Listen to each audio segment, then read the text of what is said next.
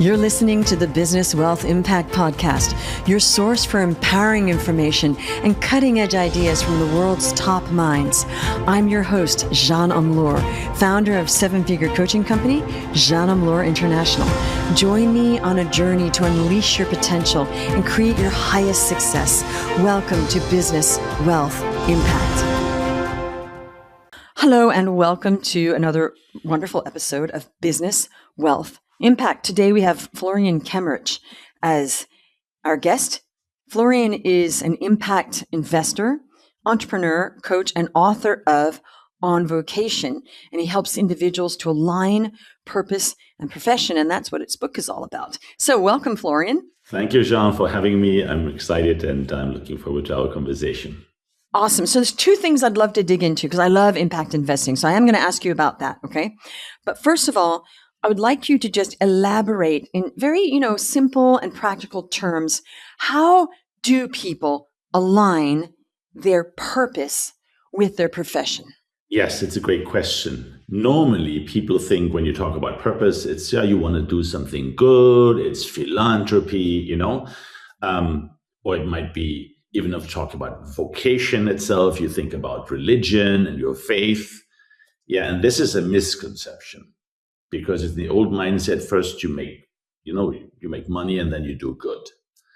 And so the intention is actually a vocation or your purpose comes from your inside out. So you actually need to cut out the noise. You should not listen to what people say, not external reference, but just go inside you. It's much easier when you're a child because it naturally comes out of the things a child wants to do. Yeah. When we're older, we get limited and we have, learned certain lessons and we got taught differently. And so the thing is, if you listen to yourself, what you really, really care for, and there are very few people which actually do that. And by the way, Jean, you are one of those people who did not listen to others because you did your way, even though others would told you different, when we had our first conversation. And so for me, this is where you listen to yourself and then you act on it. But normally we don't do this. Normally we say we educate it, and we get our studies, and we get prepared for a job, and we know how to make a living, and then we want to be successful in terms of ego, in terms of the image, and the money we earn, and that's a status. But it has nothing to do necessarily with me and my purpose. And so by going first inside out and then to decide in actually how to do with it and to make it your profession, that's what I call vocating. This is when you basically dedicate yourself to your purpose, to your vocation. It's so interesting because you're correct. I did whatever I wanted. And at one point, years and years ago, I was living in Paris and I was just such an artist type. I was so in the flow. And I remember writing a letter, because we wrote letters then in the 90s, to one of my brothers saying, I am just here just to create. And I'm just in this flow of creation. And that's why I'm here. And I remember that I was so into that. And when I wrote it, it was just so true. It was like, this is my purpose right now. My purpose has changed. At that point, I was living my purpose. I was broke. I was in I was in a maid's room at Guéret, living in Paris. And, then I was living in a studio and I was just getting part-time jobs and I was doing creative stuff and, learning a lot. And I was like, this is it. This is why I'm here right now. And being poor or not having a lot of money did not matter to me. It did not matter because, as you say, I knew that wasn't what was important. And when I used to think about get a job and make money, I thought, well, I need some money, but it was so not important and so not appealing to me to give up on my current purpose and go earn money. Does that make sense? That makes absolutely sense now with a caveat, because you just have a calling and you figure out how to play it along. It's not necessarily planned and you do this and you go there. Now, I invite people to actually do both paths. So you discover and you decide on your purpose. You might have different purpose and the purpose might change over time. This is all fine because you don't have to justify anything. This is your life and your story. Yeah, you don't know you don't owe anything to anyone. But so now you have your vocation purpose clear. Now you build it. You make it your profession. So you really go through from a purpose to the next step. is what's the theory of change? What can my purpose give to others, not just to Right. me? Then the next step is, okay, now when you have figured that out, you go into what the sectors and communities, and you start looking into, you start asking, you start preparing yourself. You could study something which adds to it and substantiates it. This is the one. And then the next step is actually, you can just basically define your vision board. You create your own personal, professional business plan in a sense. So this is where actually my frustration was at the age of 18. I did not what you did. I wanted to become a stand-up comedian. And my father said, look, maybe you want to study something normal first and then you try, because there's so many artists out there not making a living and you don't want to, this is very, very hard. So I followed his advice. I studied the normal. And as a good boomer, I got my job and I worked my way up over years in a company, 15 years. I hit the ceiling by saying I was managing a company, had a family and a house. And I said, hold a second, I'm not living my life. I'm just living a successful life, but who am I? Why do I do this? What's my purpose? And then I had this pivot. And then I basically left the corporate job, left my golden handcuffs, went over to say, okay, I need to figure out who I am. I went to do personal development methodologies to learn about myself, because actually I recognized that my education, I have been the absent subject of my own education. I learn about everything else but me. And so I get these tools to make a living, not to live my vocation, my life. And that was the part saying, oh, this doesn't fit. And so in the sense, you did the hard way, just walking out there, not necessarily prepared, not having your education helping you, catering to your vocation. And that is where you ran in difficult. I did the other way. And the book is really about combining both.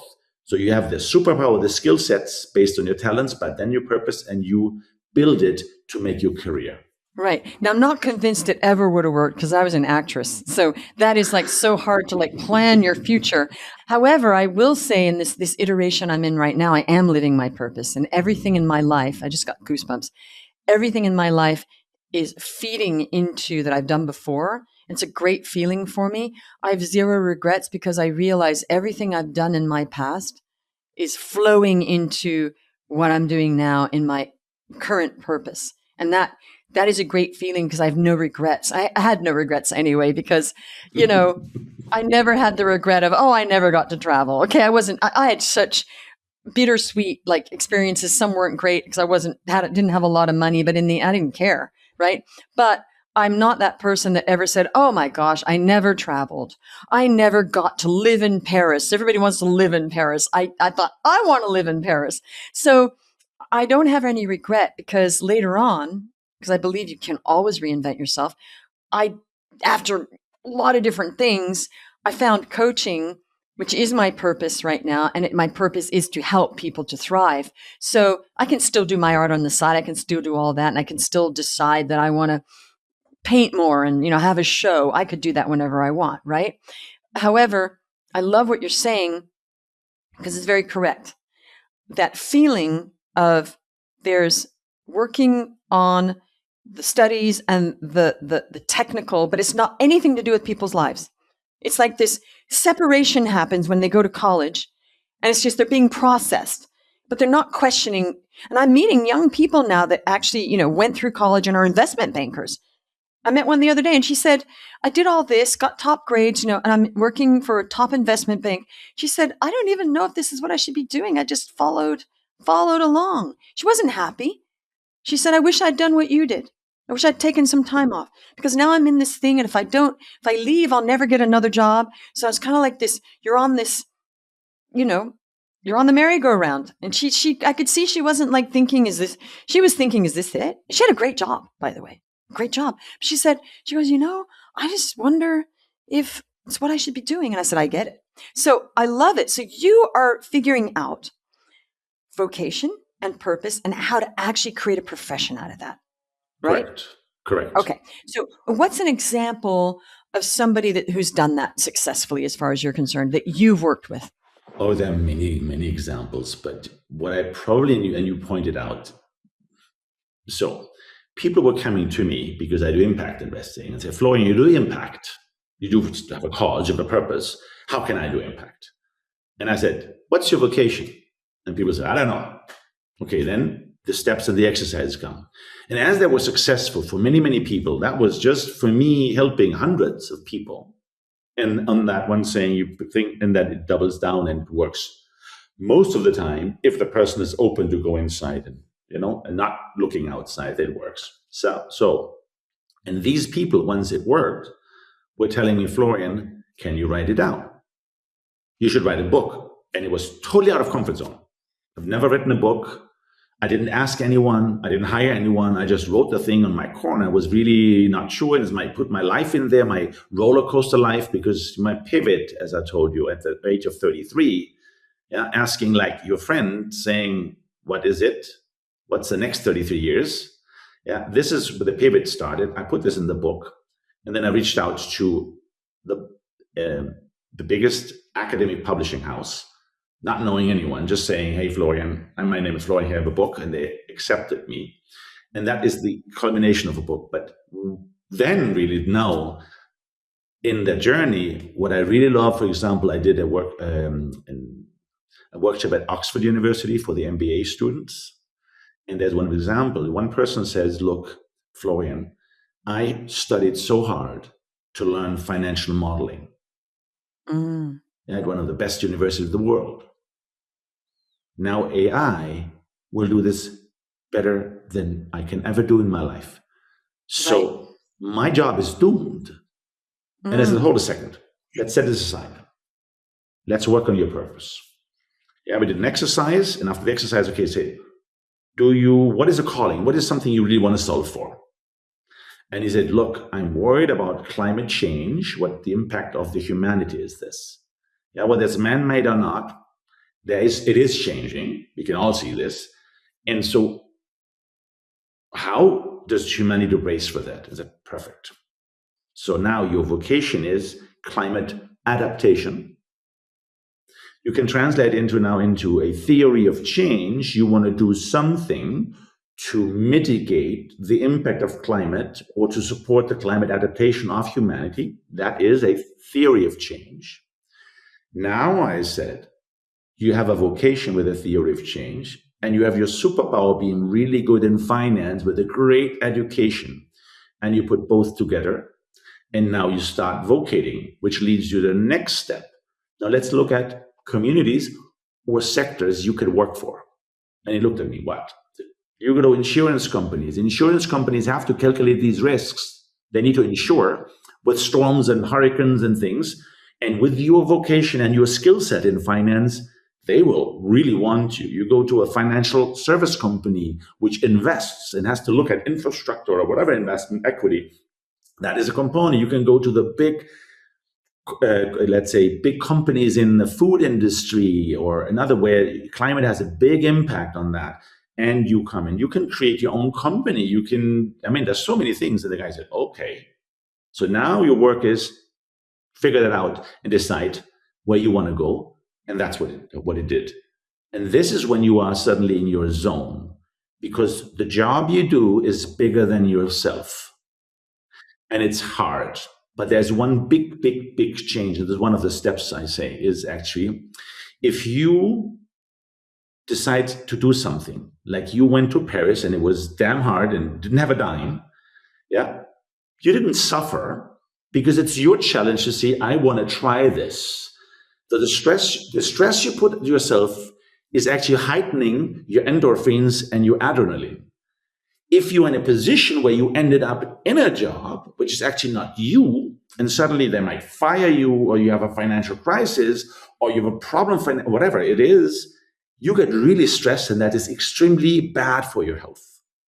And this is where the big change is. If you decide your way, by selecting and defining out your purpose and your vocation, it gives you such a boost that life is hard anyway, but the way you deal with it is in a healthy way because it makes you grow.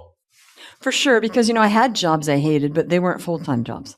So I wasn't feeling trapped by it. It's like, okay, I don't love doing some of them. I didn't mind, but some were like, okay, this isn't a great job, but it's serving a purpose to pay my rent and eat, and then do what I want. And you're correct, because I remember reflecting many times, thinking, this is a self-imposed poverty, because I could go somewhere else and go to the States or go back to Australia. And I thought, knowing it's a self-imposed poverty is very different from people in dire poverty who have no choice.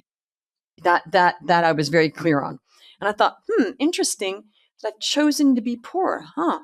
So trust me, there was a lot of reflection going on about all of that. And it wasn't easy, because you're choosing to be poor to do something that you just feel like you want to do. I'm not saying that it was so smart. It's a young person floating around. By the way, you're not a boomer. You would be a Gen Xer, unless you're 61 or older. Are you 61 and older? Close to 60, very close. Well, then you are actually do you know you're a Gen Xer? Yeah, okay. I'm Gen Xer. You're not a boomer. You're a Gen Xer. My kids are Gen Zers, the 5, and they all say they all say you boomer. I just fit in. I got the last year of Gen X. I'm so glad that I'm not a boomer. Okay, it just sounds older. No offense to the boomers. Okay, I squeezed in. So now the guy you were talking about, very interesting. I like that case study, and it's so true. He's great at something. He's driven for something. What has he done now? Have you kept in touch with him? Not in detail. He just texted me afterwards saying, now I know where I want to go. I know which. Did he do it? Yeah, and he followed this path. Yeah. So again, really? I would love for you to check in with him and see what he's doing right now. Let me do. Yeah, but again, I would love when you do this many times, and things, and I cite certain examples of my book also and things, it is really. But for me, the piece is the following. For example, your case. You went into a calling on a vocation, and there's a danger, because you need to differentiate between love what you do and chasing a dream. Right. One is intuition. The other is image or imagination. And we are educated to have a great image. We're educated to shine. We're educated to be successful. If you reach it, even if you reach it, you will not be happy. So it's like, for me, I'm a musician. I love to play music in my band. Yeah, I wanted to actually combine stand-up comedy and music at its time. That was the thing. And so, but the point was, if I would long to be a successful musician like a rock star, that's different. I'm chasing the dream. I'm not going my path. And this is where you didn't, because you enjoyed no matter what. But you have other people who just chase the lucky shot and want to be successful in acting. Yes. Nobody moves to Paris to be a famous English-speaking actor, right? And nobody moves to Paris because I also to experience living in Europe. Okay, I didn't want to go to Hollywood. No. So it was a double thing, live in, and learn about, because you learn a lot in Paris about arts. There's just so many interesting people. So it wasn't that. I wouldn't have moved to Paris for that solely. It was also my dream of living in Paris, mixed in. So, great. Now, how do people, it's really hard for people to own up and say, you know what? I actually don't love my life. I'm just doing what I'm supposed to do because I have to, because I got to pay rent and pay for my kids' school and this and that. And it seems like a luxury. And they're probably thinking, well, easy for you to say, right? How do people start easing into this? It's a great question. It's like people saying me, Florian, you an entrepreneur several times. Do you tell everybody to be an entrepreneur? I said, no, it doesn't really matter. Yeah. Yes, I happen to need to be independent and to own my time, and therefore, it's different. But again, if, like this young guy, if you have a skill set, good in finance, and you have a calling around climate adaptation, you can say, I go out and I do a startup and I try it and whatever, this is one. Or you can say, I go into really the big firms in insurances or reinsurances, really want to specialize. So you can ease that step by understanding, let's do first I get a job. I get a Okay, job on wait. my skill set with my purpose. Right. But we already went there. That's not what I'm talking about. I want to be clear. Yeah. Before that, people need to do a process of you're already there. Okay. I'm saying somebody XYZ has a business or a job, not particularly happy. They're not fulfilled. They kind of know it. They don't question it so much. What's the first thing we need to open people up to the idea? Do you get it? The first step. You're talking about way further along. Thank you for correcting me and guiding me, Jean. So the thing is the following. The problem is specifically today and with younger generation, we are always connected. We are never bored. If it's not this and that and you could glue to the screen, you get your dopamine shots and it's something else, or you get angry what you see, or you love what you see.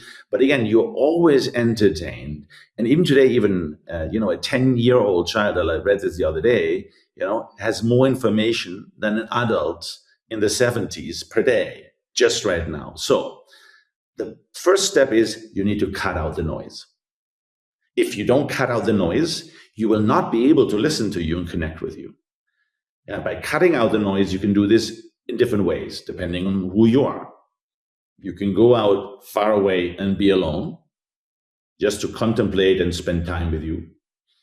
You can do sports in a way where you are not doing anything else and no music aside, something you just with you, and so you start to feel you. You can do mindfulness. And the mindfulness, are different techniques, are different things to do, which are very efficient. Again, I meditate every day, but I'm not good at meditating. So I needed to get really... I'm the same. I'm not good at meditating, but I do some form of meditation. I mix them up. And I'm like, I will do this. And it might not be perfect, but it does help. But again, the point is for me, not the spirituality as a primary driver of doing my meditation. The point for me is, yes, to slow down the pace of the brain and go inside and dedicate myself to me. Yeah. And that it helps me to tune. So that is the first step in order to go inside. So to recap, we just got to get some me time. And it might just be sitting and looking at the bay and then picking up, a notebook and saying, hey, what do I want to change? What am I not super happy about, right? Wouldn't that be a good step? What don't I like? Well, I actually hate my job. That would be a revelation for a lot of people to actually say that to themselves and write it down, right? But I would not start with what I don't like, because it's very easy to say it's easier, of course. You're very easy to say, I don't. Yeah. Mm-hmm. What I would like to do this, and again, you say, you're sitting, you're watching the bay. Mm-hmm. And I love the idea of journaling. Yeah, it's a very powerful tool. You have to.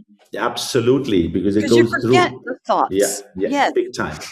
And then first exercise I invite is to go back when you were a child. Think about the dreams when you had no filters and when you were not conditioned to think about what were things you were caring about. What would be something you contribute to the world when you are a child? It doesn't be the same thing, but it puts you on a path. Yeah, so not filtering out what you don't, because then you again to the reference outside what I don't like. Yeah. And so you go inside and say, okay, if I go back to my child between, let's say, 5 and 10 years, what are the things? And then I need to feel it, I need to connect with it, I need to think about it. And something sometimes bubbles up. It doesn't mean that it's there, but then you're on a journey. Yes. And then you're on a journey where you can build on something. Right, because when you're thinking about it, I'm thinking while it's true. When I was very young, I had this vision, not being a famous actress, but I had a vision of acting. Okay, I did. And then I had a vision of painting. I always had a vision, because my grandmother was an artist, that I was going to be painting, and I do paint. So that, what you visualize does happen, because from a very, very young age, my grandmother and I, we didn't know each other that well. My dad said we were peas in a pod. She loved traveling as well. So there was something in that I thought, okay, I always had a vision, and I knew that I would paint. And I always have here and there, and I had a vision. So that's visualization, right? I also had a vision that, I'm going to be an actress. I did, okay, but I never had a vision of, gee, I'm going to coach people to thrive in my life because that's so important. That came later, and that's my vocation. So sometimes the answer to what you want to do is not in childhood because children don't have even a concept of what's available sometimes. Make sense? Again, hold. I would caution you. I hear this very often. Oh, you need to have a maturity. You cannot decide. And I said, sorry, I challenge this. Because what is available, you're looking outside. Yeah, but realistically, what I'm doing now is my current purpose. All right. And it grew into it. And it's, it's great. I didn't just pluck it, And I'm just saying, as a kid, I had no idea what coaching was. Nobody knew what coaching was then. Right. So I'm just saying, realistically, you have a human being sitting right in front of you who's been through everything you said, that followed her intuition of what, and I didn't care about what people were saying, get a job. I didn't have pressure, by the way. My parents didn't pressure me. Okay. We were lucky that way. It's like, what do you want to do? Right? Great. Right? We didn't have that tiger mom. You gotta da-da-da. It's like, okay, what do you want to do? Right? So that was great. And that's what I knew. But then as I it's not a maturity thing. It's an access to ideas thing. So, does that make sense? Yes, it makes a lot of sense. And so also on my side, the people to work with easier are not the 10 or 15 years old. Right. Yeah. You're beyond that phase. For it's sure. 18 or 20 plus. This is when probably 20 something, 2, 3, 4, 5, just from an experience. But also the thing is the following. The hardest thing to overcome is your conditioning around your ego. Because the ego, we're born fragile. We're educated and whatever conditioned because it's part of, otherwise you wouldn't survive. And then also you need a certain ego because it's a drive. We all want to make a difference in the world, which is an ego portion, which is good to a certain extent, but also ego protects us. Yeah, because we're fragile. Yeah. And so therefore, dealing with the ego is the toughest part because you might become an actress because it's so cool to see the actress and I want to be there, which is the imagination or the acting. And again, it's a maturity thing also to understand. And again, I had my own really, really slap in the face on my ego. So when I was working in Mexico, I was running a company there. We were donating materials. We were basically CSR projects where you donate. We were giving material to an extramural surgery program. And then the extramural surgery program is basically a truck. It's an OR on a truck which goes into the jungle to treat indigenous people on. And then we were donating. I created a non-for-profit organization, Continuous Medical Education Foundation. We donated, and I felt so good because I'm giving back. I'm privileged. Now I want to give back. Typical old model. And then once I was invited to join, I'm not a doctor. I grew up in the OR, but in instrumenting, so I was more a scrub nurse there into my back younger years doing this. And then I witnessed that we're operating a little child on a cliff lip, just to smile and eat and breathe better. And later on, I learned, and I took a picture and I put it in the newsletter of the foundation. And I felt so proud. But what I later on learned that the child had died.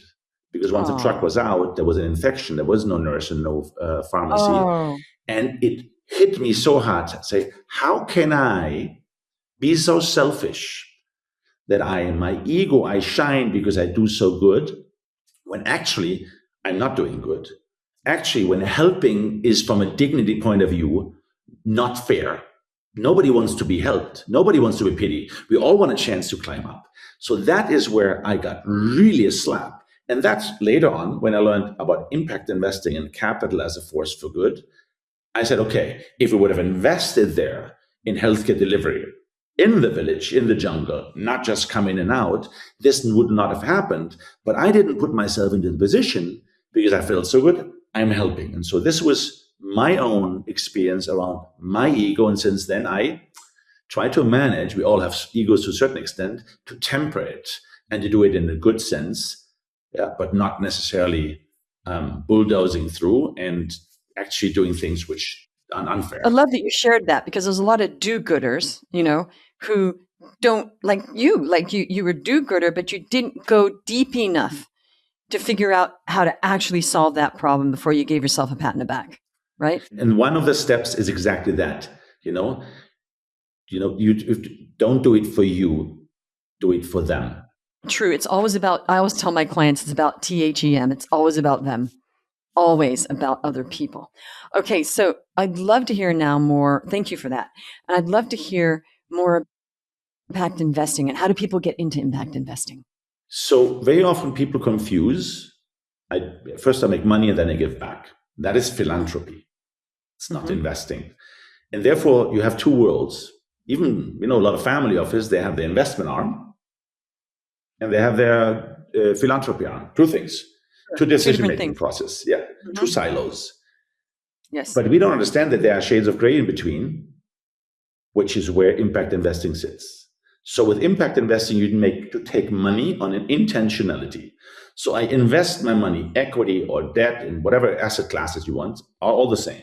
Mezzanine, basically you invest it for financial return, but you want to make sure what the investment actually does on the ground. Is it harming humanity or helping humanity? Is it harming the planet or helping the planet? So this is the intentionality. The other component is the additionality. You want to make money flow where it normally would not flow because it would be just too risky for an investor to do. And thereby you move between the for-profit and non-for-profit part, and you have to do risk, return, reward adjustments. And you have to do things to say, yes, you can do a concession investing, saying, I want to do good, and therefore I'm okay to have a lower return, which doesn't have to be. Yeah. Because people think, sometimes as an impact investor, we sit between two chairs.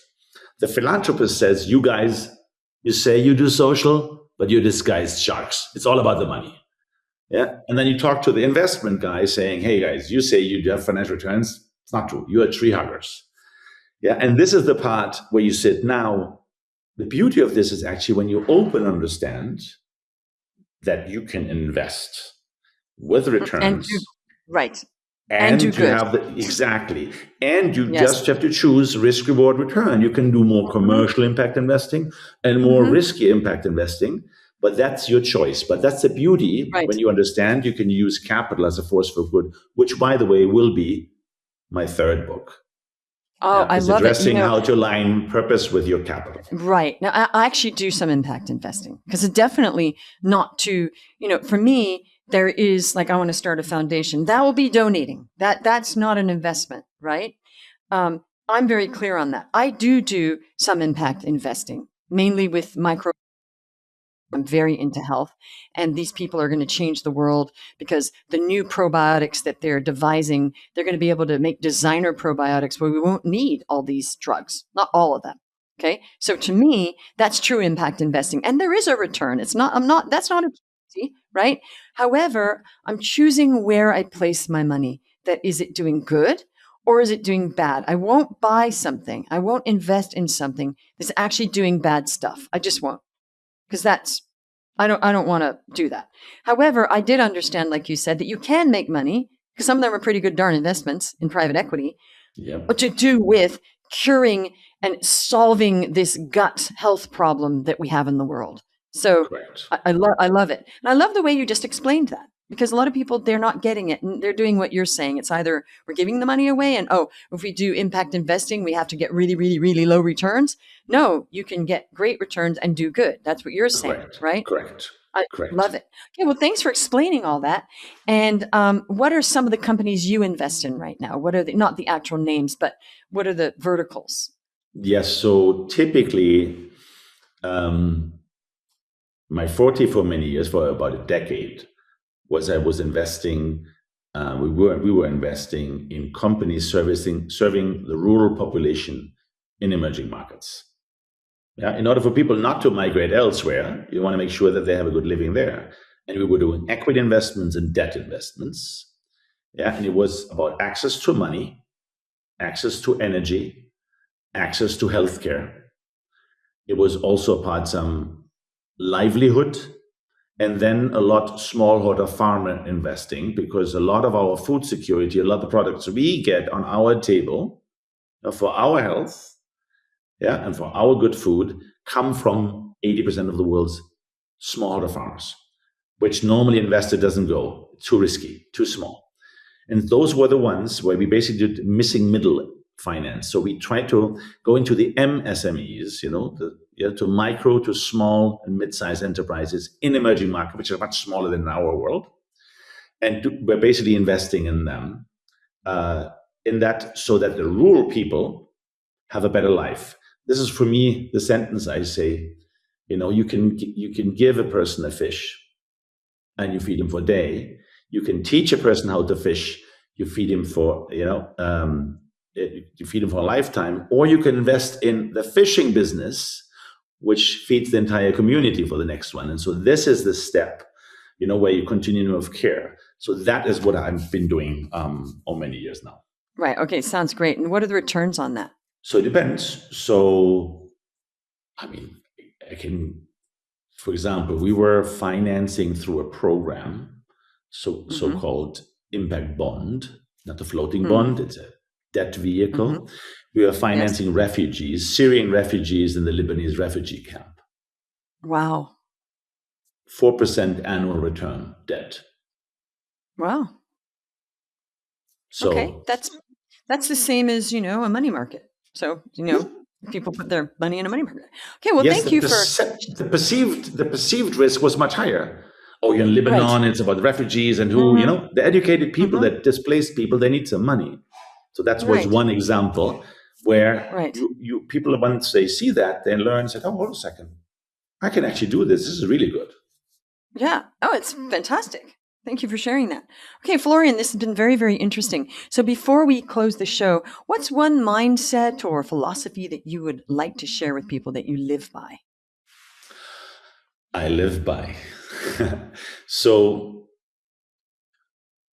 one of the sentences in my life I like extremely is, a no is a yes with conditions. So let's talk about the conditions. And this is for people to dare to go out of the comfort zone, to dare to do something they wouldn't normally do, or they would be nervous about, because the area where you grow is out of your comfort zone. And so normally it's, you can't do this, because a no is given already. But if you understand a no is a yes with conditions, so you need to identify the conditions to actually overcome the no and do something which you wouldn't do. And that's it. People I invite as a reflection to go out of their comfort zone, understanding a no is a yes with conditions.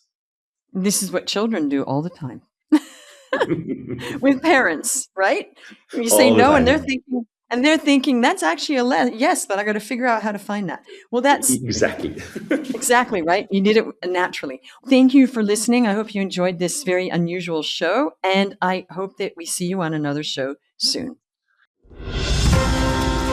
You're listening to the Business Wealth Impact Podcast, your source for empowering information and cutting-edge ideas from the world's top minds. I'm your host, Jeanne Amlour, founder of seven-figure coaching company, Jeanne Amlour International. Join me on a journey to unleash your potential and create your highest success. Welcome to Business Wealth Impact.